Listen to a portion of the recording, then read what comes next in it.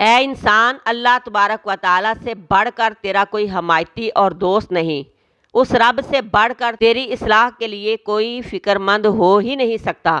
اس رب نے تجھے پیدا کرنے کے ساتھ ساتھ تیری اصلاح کے لیے قرآن کو نازل کیا۔ ذرا کھول تو صحیح، اس میں ہے کیا؟ کھول کے معنی اور مطلب تو سیکھ، تیری دنیا بدل جائے گی۔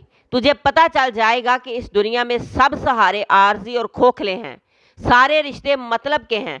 لوگ تو دنیا میں ہی بڑی مشکل سے رشتے نبھا رہے ہیں، قیامت کے دن تو کوئی کسی دوسرے کو پوچھنا تو دور کی بات، دیکھے گا بھی نہیں۔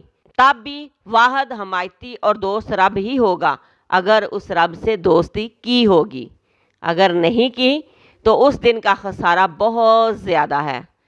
لہٰذا لوٹ آؤ اس رب کی طرف اور کھول کے دیکھو کہ اس قرآن میں اس نے تمہاری ہدایت کے لیے کیا پیغام بھیجا۔